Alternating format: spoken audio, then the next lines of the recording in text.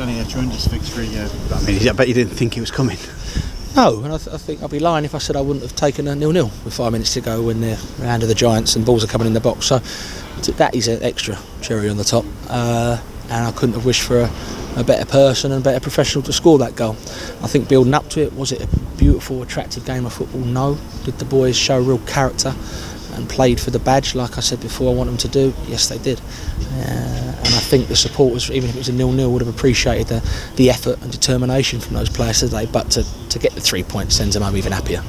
Yeah, so your overall thoughts on the performance in itself? Do you think you were sort of even Stevens in the first half, maybe? Yeah, I did. I think that we thought there might be a little reaction from them because obviously they were managerless today for a different reason, for results. So sometimes players up the game maybe, thinking a new manager's in the stand, watching, want to impress. Sometimes that bit of a bounce. I thought there was. I thought they were dangerous. Loachy made a fantastic save first half.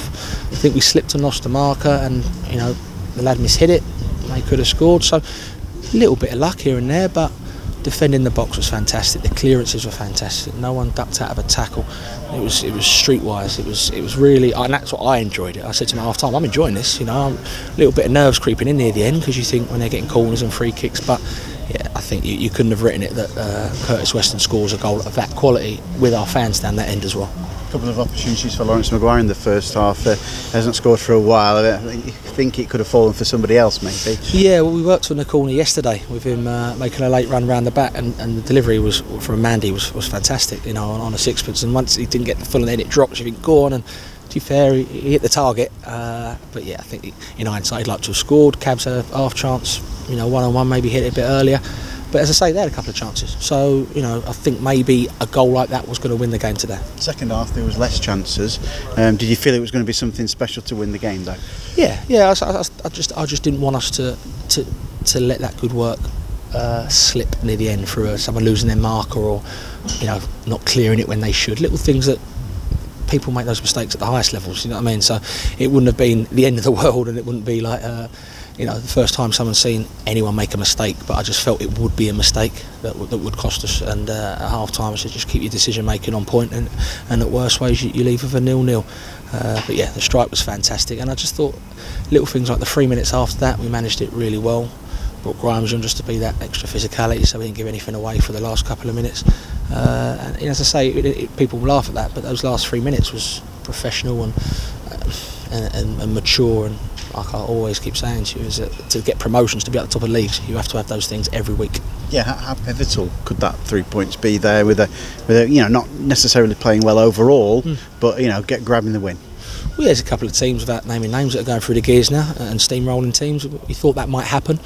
I had a whisper of a few of the results before the game. Obviously didn't tell the boys that, and I thought, okay, it's going to be a tough one, this, because everyone's looking, thinking, what's happening at Chesterfield? They're gonna not turn up today, and they couldn't have been more wrong. Scott Loach, another clean sheet for him as well on the road. I think it's 8 wins now on the road for the Spireites. What's the difference between the on the road performances to home?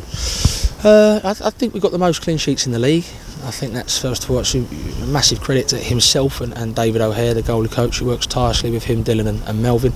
And it's nice for them to, although sort of I'm being interviewed and the fans are clapping the players, another clean sheet is fantastic. And it wasn't just like he had nothing to do. His kicking was good, his handling was good. I think he's an outstanding goalkeeper, and we're very lucky to have him. Made 4 changes coming to the side. Was it a case of rotation again with some of the players? Well, yeah. I mean, I think it was like I said yesterday. It was almost nigh on the team that probably would have played, before the circumstances. A few little tweaks here and there maybe, and obviously the subs. You got to go with what you feel at the time. So, yeah, it's nice when it all works, But that's what's important. You keep defending that box, because if you lose that 1-0, it's a bit of a sickener. How do you think Joe Quigley's coming in? He's a bit of an upheaval in last, coming from Yeovil. He's played a couple of game starts as well. I mean, obviously the situation behind the club and everything. How do you think he's doing? He's doing well. He's a great lad. Working his socks off, gives us something different. So if you look at now, we've got him and Big Tom, as target men. You've got Quasi and Cabs, who are different in their own right. You've got Painey. We've got Tice, who's out on loan at the minute. We've got a good plethora of centre forwards and a mix of different types. The biggest thing for me is they're all top lads, proper lads, and think you saw when Quiggs come off, there was no sulking. Quasi, you know, before the game he was ready to come on and do a job. So you need characters. You need good characters. You need good people in the football team, and we are very lucky. We've got plenty of them. From your point of view, is it right back into training Monday and just get the team galvanised again for next week? Yeah, I think so. I haven't decided that yet. I think it will be a recovery day. I want to keep them all together, even the ones who didn't play, because I think that's the right thing to do after today's game. But yeah, I've got some family down here, so I'll be staying down. But I'm sure it'll be a very buzzy trip back. Have you leaned on anybody in particular, like Curtis or Gavin Gooding, to help with the squad and everything? I've been talking to all the players. You know, as I said yesterday, Gav's got great experience. He's a great lad, a character, good player. You know, and it's a shame he's injured.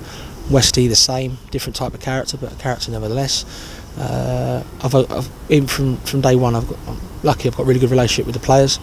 And today I was proud of them, not for me or the club, but for them, because people underestimate us, you know, how difficult it is to sort of not know what's going on from day to day, which is, you know, it's not their fault. And now at least they can enjoy their Sunday, and we've got a nice few days, and whatever the club decide to do next week, or whatever happens, they've got a few days to think about Dagenham, as opposed to getting the laptops open first thing tomorrow.